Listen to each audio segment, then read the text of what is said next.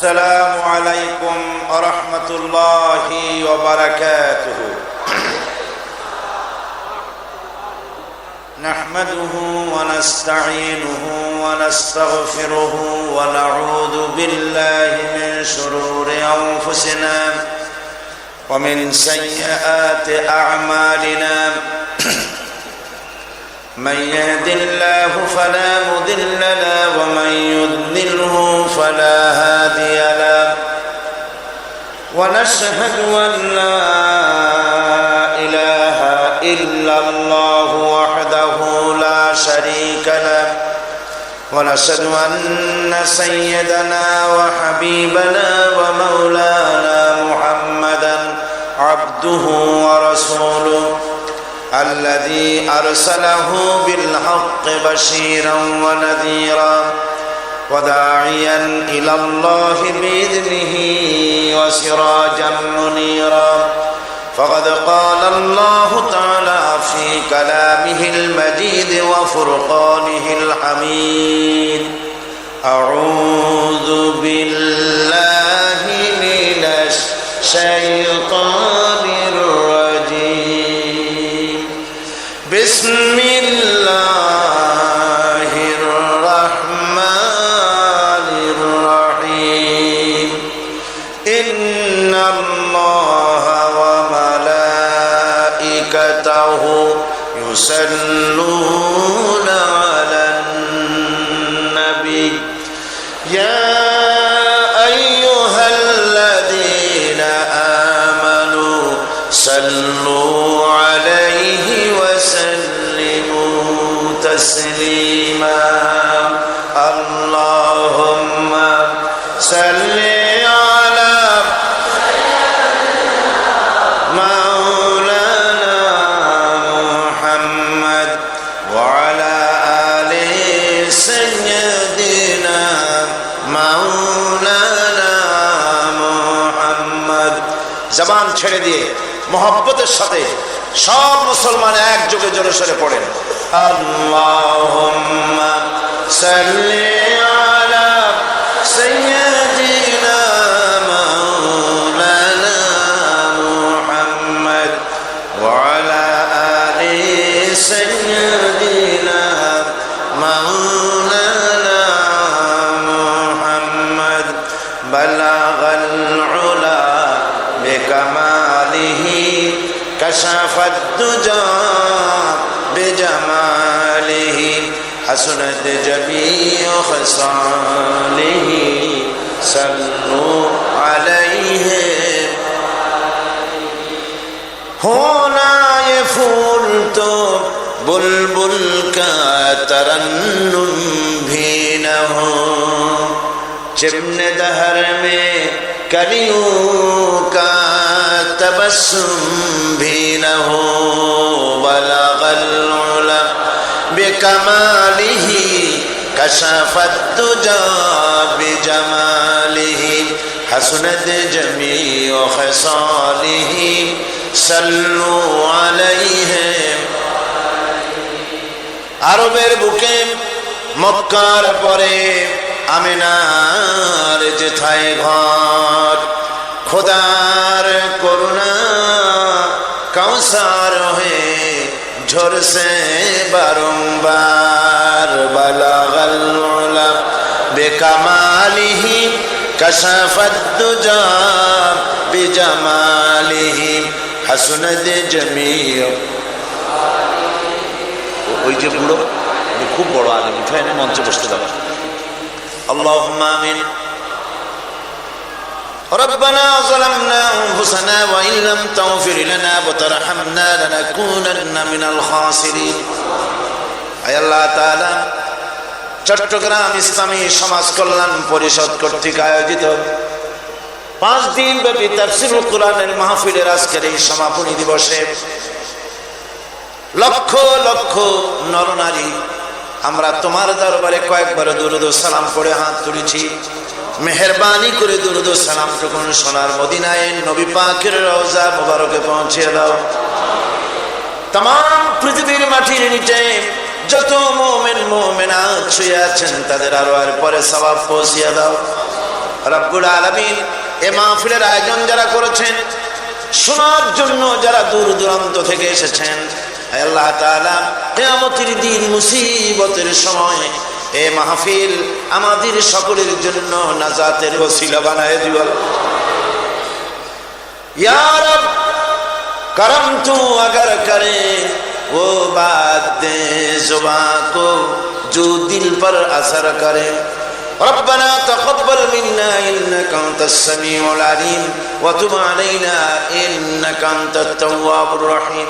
सुब्हान रब्बिका रब्बिल इज्जति अम्मा यसिफून व सलामुन अलल मुरसलीन अल्हम्दुलिल्लाहि रब्बिल आलामीन।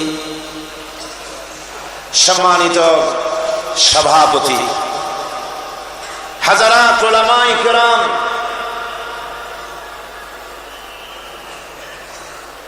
বাংলাদেশ এবং পার্শ্ববর্তী দেশ থেকে আগত সম্মানিত ভাইয়েরা, পর্দার আড়ালে সম্মানিতা বোনেরা, প্রিয় সাংবাদিক বৃন্দ, আমরা আল্লাহ রাব্বুল ইজ্জত ওয়াল জালাল তার দরবারে হৃদয়ের সবটুকুন আবেগ উজাড় করে, সবটুকুন শ্রদ্ধা একত্রিত করে শুকরিয়া আদায় করছি মনিবের, যিনি ওই বিশাল আকাশের মালিক, যিনি বিস্তীর্ণ এই জমিনের মালিক, যিনি পাহাড় পর্বত বন বনানী নদ নদী সমুদ্র মহাসমুদ্রের মালিক, কুল কায়নাতের মালিক আমাদের আল্লাহ সুবহানাহু ওয়া তাআলার দরবারে বিনীতভাবে শুকরিয়া আদায় করছি, স্বতঃস্ফূর্ত কণ্ঠে বলছি আলহামদুলিল্লাহ। আজকের এই বিশাল তাফসীরুল কোরআন মাহফিলে আসতে পেরে আপনারা আনন্দিত? সেই আনন্দ শুকরিয়ার ঢেউ লেগে যাক আকাশে বাতাসে, ইথারের বুক চিরে আনন্দের ঢেউ ছড়িয়ে পড়ুক দিক থেকে দিগন্তে। সকলে মহব্বতের সাথে আরেকবার পড়েন আলহামদুলিল্লাহ। রব্বানা লাকাল হামদ হামদান কাসীরান তাইয়িবান মুবারাকান ফীহি ইয়া রাব্বি লাকাল হামদু কামা ইয়ানবাগি লিজালালি ওয়াজহিকা ওয়া আযীম সুলতানিকা। আমরা আল্লাহ পাকের শেখানো ভাষা এবং রাসূল করিম সাল্লাল্লাহু আলাইহি ওয়াসাল্লামের শেখানো ভাষা দিয়ে মনিবের শুকরিয়া আদায় করে নিলাম, এই জন্যে যে তিনি যদি আমাদেরকে সুযোগ না দিতেন আমরা এই মাহফিলে আসতে পারতাম না। কথা ঠিক কিনা? এমনও তো হয়েছে 200, 400, 450 মাইল কিলোমিটার দূর থেকে, 500 কিলো দূর থেকে, বাংলাদেশের এক প্রান্ত থেকে লোকেরা বাসে করে কষ্ট করে এ মাহফিলে হাজির হয়েছেন।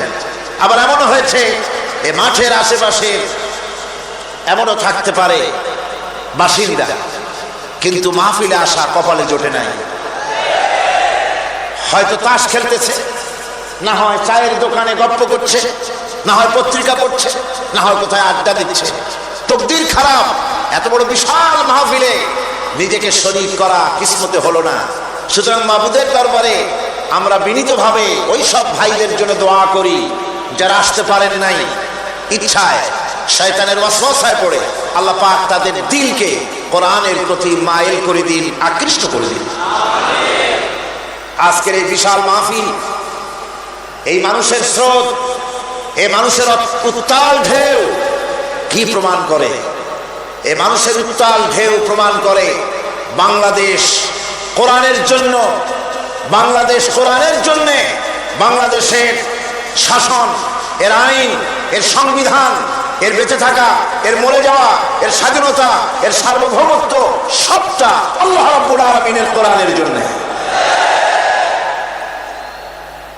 আজকের এই বিশাল জনসমুদ্র, আল্লাহর কসম,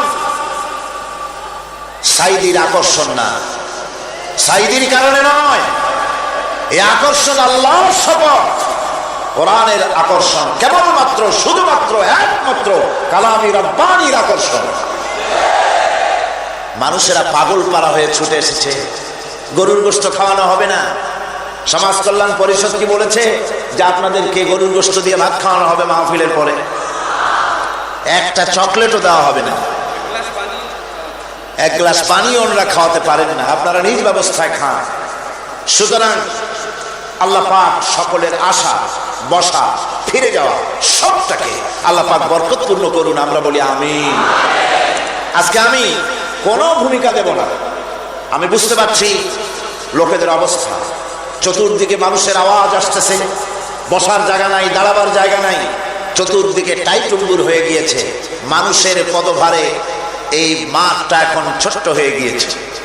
সুতরাং সরাসরি কোরআনে কারিমের আলোচনায় ফিরে যাওয়ার আগে আমি একটুখানি কষ্ট দিতে চাই আপনাদেরকে।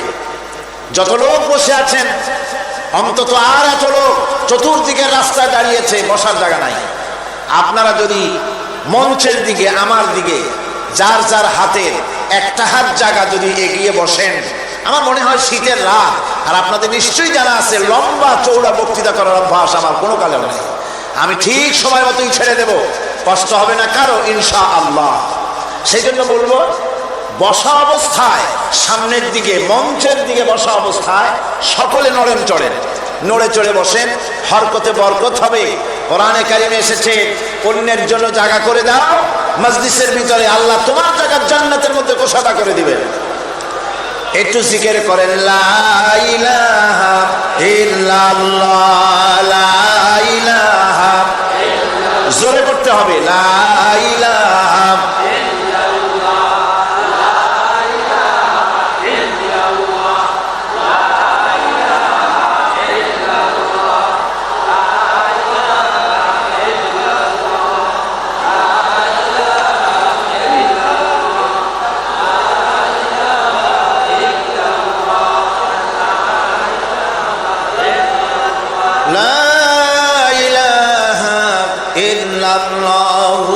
মুহাম্মাদুর রাসূলুল্লাহ।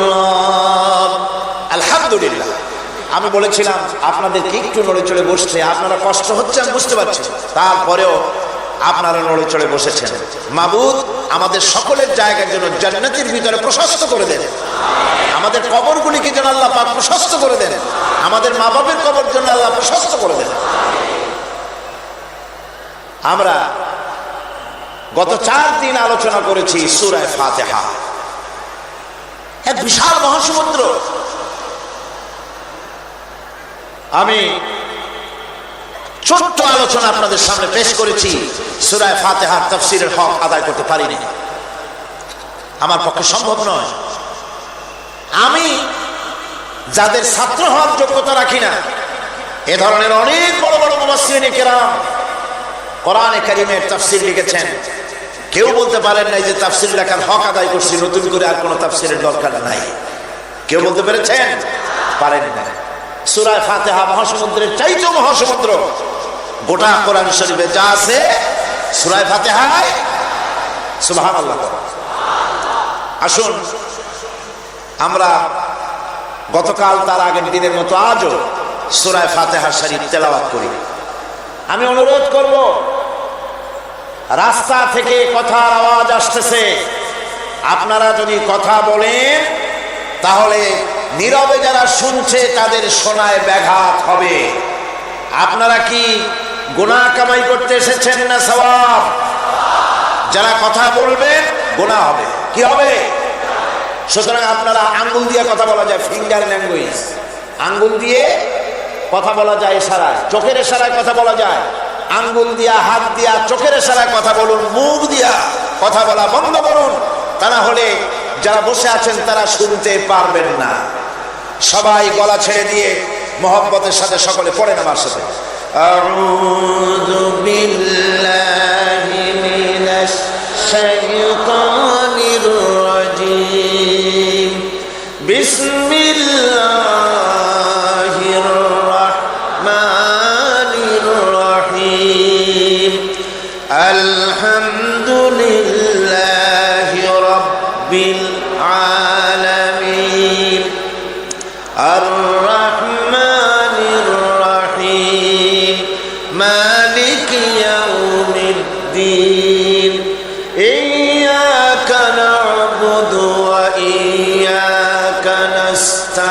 আমিন। ইহদিনাস সিরাতাল মুস্তাকিম সিরাতাল্লাযীনা আন'আমতা আলাইহিম গায়রিল মাগদুবি আলাইহিম ওয়ালাদ-দাল্লিন। আমিন। সূরা ফাতিহা। এই সূরা ফাতিহা ইয়াকা না'বুদু ওয়া ইয়াকা নাস্তাঈন গতকাল আমরা আলোচনা করেছি। ইবাদতের উপরে আমরা 2 দিন আলোচনা করেছি। 2 দিনে আমরা কয়েক ঘন্টা সময় ইবাদতের উপরে আলোচনা করেছি। আমি আশা করি সে আলোচনায় ইবাদত সম্পর্কে আমাদের একটি ধারণা হয়ে গিয়েছে, ঠিক কিনা? এই ইবাদতের ধারণাটা আল্লাহ পাক আমাদের মধ্যে মজবুত করুক, আমরা যেন পরিপূর্ণরূপে আল্লাহ পাকের গোলাম, সত্যিকারের গোলাম হতে পারি। এই তৌফিক যেন আল্লাহ পাক আমাদেরকে দান করেন। সবাই বলি আমিন। ওয়া ইয়াকা নাস্তাঈন, এই ব্যাপারে গতকাল সামান্য কথা বলেছিলাম। আরেকটু কথা বলেই আমি ইহদিনাস সিরাতাল মুস্তাকিমের দিকে এগিয়ে যাব। বিমাশিয়াতিল্লাহ, বিইজনিল্লাহ, বিফাদলিল্লাহ। ইয়াকা না'বুদু, কেবলমাত্র আমরা তোমারই ইবাদত করি। ওয়া ইয়াকা নাস্তাঈন, আর কেবলমাত্র তোমারই কাছে সাহায্য যাচিয়া করি, তোমার কাছে সাহায্য প্রার্থনা করি, আর কারো কাছে সাহায্য চাই না।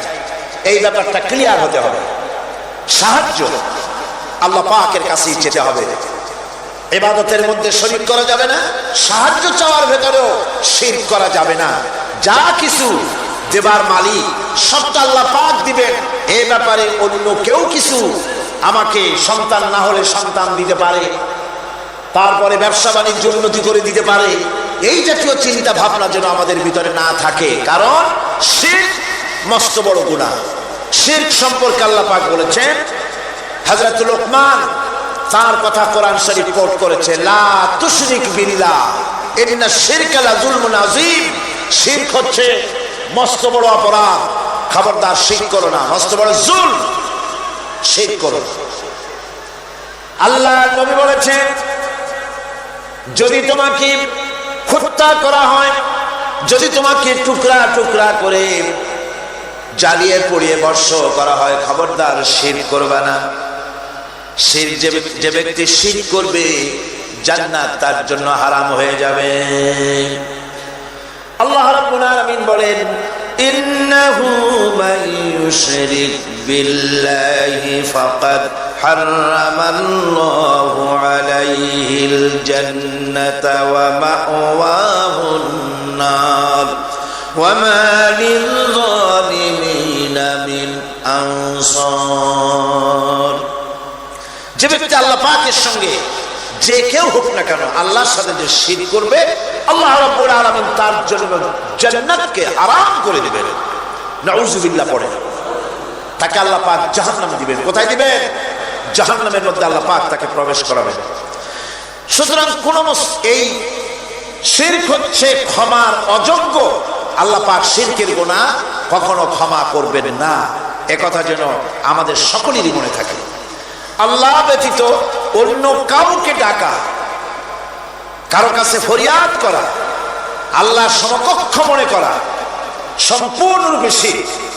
আল্লাহ পাক বলছেন, ওয়ালা তাদউ মিন দুনিল্লাহি মা লা ইয়ানফাউকা ওয়ালা ইয়াদুররুকা ফাইন ফাআলতা ফাইন্নাকা ইযা মিনাল যালিমিন।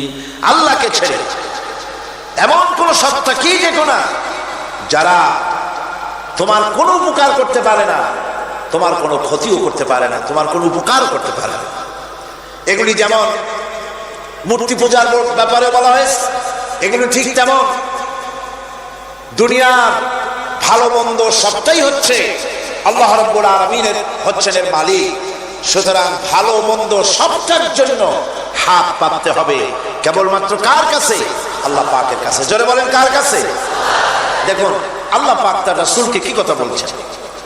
আল্লাহ রাব্বুল আলামিন তার হাবিবকে বলছেন, ওয়াইয়ামসাসকাল্লাহু বিদুররিন ফালা কাশিফা লাহু ইল্লা হুয়া আল্লাহ রাব্বুল আলামিন তিনি যদি তোমাকে কোনো বিপদ দেন, তাহলে পৃথিবীর এমন কেউ নাই যে সে বিপদ থেকে তোমাকে রক্ষা করতে পারে বা ঠেকাতে পারে। ওয়াইউরিদকা বিখাইরিন ফালা রাদ্দা লিফাদলি, আর যদি আল্লাহ পাক আপনার কোনো ভালো করতে চান, উপকার করতে চান, তার থেকে সেই উপকার থেকে আপনাকে কেউ ফিরায় রাখতে পারবে না। তার মানে হলো আপনাকে যদি আল্লাহ ক্ষতি করতে চান, তা কেউ সেই ক্ষতি থেকে বাঁচাতে পারবেন না। আর যদি উপকার করতেও চান, তাও কেউ ঠেকাতে পারবে না। ভালো মন্দ যেটাই হোক, সবটার মালিক হতেছেন আল্লাহ পাক। কে মালিক? আল্লাহ সুবহানাহু ওয়া তাআলা। এই কথাগুলি আমাদের কলিজার মধ্যে বদ্ধমূল হতে হবে। আমি এগুলি প্রায় প্রতি বছরই শিরকের ব্যাপারে কিছু না কিছু কথা বলি। তার কারণ হচ্ছে মূল আকীদা হচ্ছে আমাদের তাওহীদ। তাওহীদের উপরে প্রতিষ্ঠিত হতে হবে। একটা বিল্ডিং তৈরি করবেন, বিল্ডিংটার স্থায়িত্ব নির্ভর করবে আপনার সিমেন্ট ভেজাল কিনা। সিমেন্টের চাইতে যদি বালু বেশি দেন, পরিমাপের চাইতে যদি সিমেন্ট কম হয় বালু বেশি হয়, অথবা বালু সিমেন্টে যদি মাটি মিশানো থাকে, এ দিয়ে যদি কোনো বিল্ডিং তৈরি হয়, সামান্য ভূমিকম্প বা জোরে বাতাস আসলেই বিল্ডিংটা কাত হয়ে পড়ে যাবে, ঠিক কিনা? একটা বিল্ডিং টিকে থাকে তার ফাউন্ডেশনের উপরে, কিছুর উপরে টেকে, ফাউন্ডেশনের উপরে টেকে। অনুরূপ ভাবে ইবাদতের ফাউন্ডেশন, মুসলমানের ঈমানের ফাউন্ডেশন তার তাওহীদের উপরে। তাওহীদ যত মজবুত, ঈমান তত মজবুত, আকীদা তত মজবুত। আর এখানে যার অসুবিধা হয়ে যাবে, নড়বড়ে হয়ে যাবে, এই ঈমান রূপ, ইবাদত রূপ, তাওহীদ রূপ এই ইমারত টিকতে পারবে না। সেই জন্য শিরক থেকে সম্পূর্ণরূপে আমাদেরকে বাঁচতে হবে। বন্ধুগণ, আমাদের দেশে মানুষেরা শিরকের মধ্যে বেশি মুবতালা হয়, বিদআতের ভিতরে বেশি পরিমাণ মুবতালা হয়। আর এক শ্রেণীর তথাকথিত আলেম এই শিরক এবং বিদআতের ব্যাপারে ওয়াজ করে জনগণকে উদ্বুদ্ধ করে তা করার জন্য। আমাদের দেশে বহুত মাজার আছে, যে মাজারগুলিকে গোসল করানো হয়, মাজার গোসল করানো হয়। আমি কি কোনো বানাইয়া কথা বলি না? এর বাস্তবতা আছে। মাজার গোসল করানো হবে, পীর সাহেবকেও গোসল করানো হবে। পত্রিকায় দিয়ে দেয়, পোস্টার ছাপানো হয়, হ্যান্ডবিল ছাপানো হয়, হাজার হাজার টাকা খরচ করে প্রচার করে লোকদেরকে দাওয়াত দেওয়া হয়। কবর ধোয়া পানি, পীর সাহেবের গোসল করানো পানি। পীর সাহেবের গোসল করাইলো, এই পানি শরীরের কত জায়গা ধুয়ে আসলো, সেই পানি বোতলে ভরে 5 টাকা করে কিনে কিনে লোকেরা খায়। নাউযুবিল্লাহ। এরপরেও ঈমানের দাবি কি করে করবে মুসলমান? দুর্ভাগ্য এই মুসলমানের। গোসল শরীফ, নরজ শরীফ, তারপরে খসরজে কি সারাসুর নাকি খসরজ শরীফ, কি নাম হাবি জাবি বানাইছে আল্লাহ জানে। এখানেই শেষ নয়। হযরতে বড় পীর আব্দুল কাদের জিলানী রাহমাতুল্লাহ আলাইহি, আল্লাহর জবরদস্ত ওলি, সাইয়্যিদ, অত্যন্ত উচ্চ মানের আলেম, তার সম্পর্কে এক শ্রেণীর আলেম নামধারী লোকেরা তাকে আল্লাহর কাছে পৌঁছায় দিয়েছে, আল্লাহর সমকক্ষ করে দিয়েছে। তাকে দস্তগীর বলা হচ্ছে। কিসের দস্তগীর? তো বলে যে মেরাজের রাত্রে রাসূল করিম সাল্লাল্লাহু আলাইহি ওয়াসাল্লাম নাকি কোন জায়গায় আছাড় খাইছিলেন, আর উনি গিয়া তার হাত ধরেছেন, এই জন্য বলা হচ্ছে দস্তগীর। তিনি তার হাত ধরে তাকে ঠিক করে দিয়েছেন। আবার আরশে তিনি উঠতে পারছিলেন না, সেই জন্য পীর সাহেবের কাঁধের উপরে পা রেখে হুজুর সাল্লাল্লাহু আলাইহি ওয়াসাল্লাম আরশে উঠছে। আল্লাহর সিঁড়ির এত অভাব হয়েছে, এই দুনিয়া থেকে নিতে পারলেন। মহাশূন্য পাড়ি দিয়ে, ল অফ গ্রাভিটেশন পাড়ি দিয়ে আরশে আজিম পর্যন্ত, সিদরাতুল মুনতাহা পর্যন্ত নিলেন। আর ওইখানে বড় পীর সাহেবকে লাগলো তার কাঁধের উপরে পা দিয়ে তিনি উঠবেন। এর চাইতে বিদআত, এর চাইতে বাজে কথা মুসলমানদের জন্য আর কি হতে পারে? দুর্ভাগ্য এই জাতির, এই সব আলেম নামের কলঙ্ক, যারা নাকি বড় পীর সাহেবের নামে ওয়াজ করে করে বলেন, তার নামে দরুদ বানাইছে, তার নামে বলে ইয়া আব্দুল কাদের জিলানী শাইয়ান লিল্লাহ।